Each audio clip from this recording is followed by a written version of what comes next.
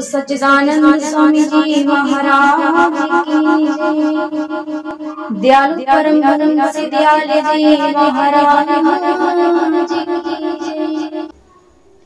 प्रेमियों, भक्तों, आप सभी को जय सच्चिदानंद, जय श्री गुरु महाराज की श्री स्वरूप दर्शन संपूर्ण जीवन चरित्र। घोर तपस्या। नगर से दूर निर्जन वन में नीम के घने वृक्ष के नीचे कई फुट गहरी गुफा खोदकर एक योगेश्वर किसी कठोर तप में लीन रहते थे। लोगों को उनके विषय में कोई विशेष बात नहीं पता पड़ती थी। यह कौन है और कहां से आए हैं, यह किस प्रकार की साधना में मगन रहते हैं, इसको किसी को पता न लगा। लोग अधिक से अधिक उनके विषय में इतना जानते थे कि वर्षों पहले एक दिन नंगे पांव एक मस्त संत न जाने कहां से घूमते घूमते इधर आ निकले थे।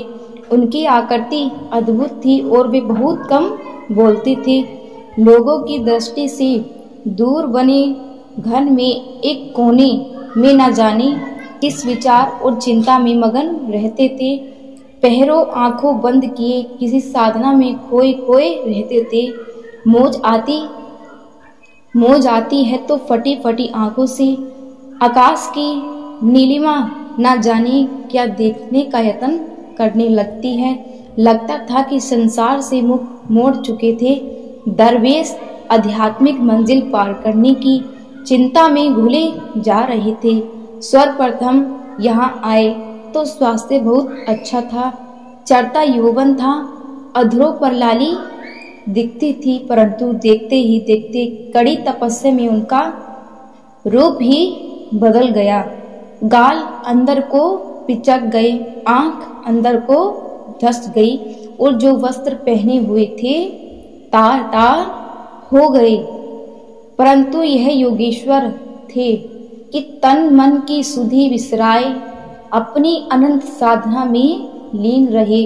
लोगों को इनकी गुफा के बाहर खाने पीने की वस्तुएं रखकर देख लिया कि यह दरवेश किसी वस्तु को हाथ तक नहीं लगाते थे।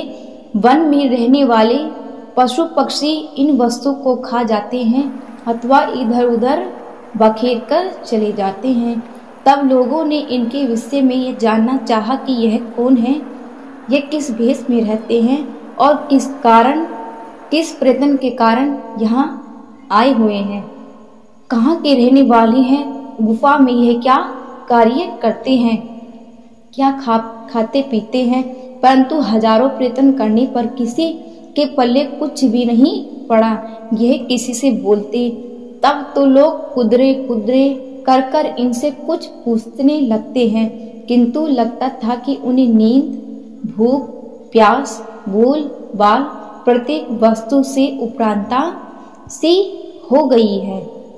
खुद मस्ती में मस्त कर दरवेश दिन रात 24 घंटे ईश्वर चिंतन में लगे रहते हैं। ना जाने कितना समय उन्होंने इस प्रकार साधना करते व्यतीत हो गया है। तब लोगों ने देखा कि यह महापुरुष लोगों से बहुत विश्वास करने पर कभी कभी उनसे एक दो बातें कर लिया लेते हैं। बहुत ही धीमे आवाज में इस क्षेत्र की भाषा में कुछ पृथक भाषा बोलते भी थे। तब इस वायुमंडल में एक क्रांति सी आ गई। एक दूसरे महापुरुष श्री परमहंस दयाल जी इधर आ निकले। उस क्षेत्र के लोग उनके शुभ नाम और उनके काम से भली भांति परिचित थे। श्री परमहंस दयाल जी इस योगेश्वर की गुफा के समीप जिस स्थान पर आकर विराजमान हुए उन्होंने कृष्ण द्वार कहते थे। श्री परमहंस दयाल जी कृष्ण द्वार से इस योगी राज के पास जाते। दोनों महापुरुष गुफा के अंदर न जाने कितना समय व्यतीत अथवा गुजार देते हैं। फिर श्री परमहंस दयाल जी कृष्ण द्वार लौट आते हैं। लोगों ने पूछा, यह महापुरुष कौन है और कहां से आए हैं? तो लोग उन्हें बताया कि यह योगी कोई और नहीं बाबा स्वरूपानंद जी हैं, जो उनकी आज्ञा अनुसार ही यहाँ तपस्या कर रहे हैं। लोग यह जानकर चकित हो जाते हैं और आश्चर्य में पड़ जाते हैं। जिस योगी को वह दीवाना सा मजबूत सा समझ बैठते हैं, वह सीमा प्रांत के एक संभ्रांति धनी वंश के सपूत थे। उन्होंने बचपन से ही शंकराचार्य जैसे त्यागी और वैराग्य का प्रदर्शन करके श्री परमहंसदयाल जी का मन मोह लिया था। उनसे मंत्र दीक्षा लेकर एक आध्यात्मिक क्रांति लाने की तैयारी कर रहे थे। एक बसंत के दिन श्री परमहंसदयाल जी, श्री गुरु महाराज जी ने इस गुफा के समीप नीम के वृक्ष के नीचे अपने हाथों से जो धूनी प्रचंड करके श्री परमहंसदयाल जी घोर तपस्या में आरूढ़ किए हुए थे। श्री परमहंसदयाल जी ने धूनी की अग्नि क्या प्रचंड की, मानो अग्नि को ही प्रचंड किया हो। वैदिक काल से ही आध्यात्मिक प्रगति की प्रतीक कही जा रही थी। श्री परमहंसदयाल जी ने उस धूनी की अग्नि को प्रचंड करके अपने मन में न जाने क्या मंत्र उच्चारण किए थे और ईश्वर से क्या कुछ कहा था, परंतु ऐसा प्रतीत होता है उन्होंने ऋग्वेद के पहले सूत्र के 11वें मंत्र के भाव के अनुकूल ही अग्नि प्रचंड करके कहा था, अर्थात हे प्रकाश स्वरूप, पहले से ही जगत को धारण करने वाले, यज्ञ के प्रकाश प्रत्येक ऋतु में पूजनीय सुंदर पदार्थों को देने वाले, रमणीय रत्नों के पोषण करने वालों की मैं उपासक दास स्तुति करता हूँ। शायद श्री परमहंसदयाल जी ऋग्वेद के दूसरे मंत्र की भाषा बोल रहे थे, जिसमें साधक कहता है, अर्थात हे ज्योति के भंडार ज्ञान स्वरूप परमेश्वर, जैसे पुत्र के लिए पिता, वैसे हमारे लिए आप सुख के सेतु बन जाइए और हम लोगों के कल्याण के लिए मेल करवा दे, अर्थात हम दोनों का संबंध जोड़ दो।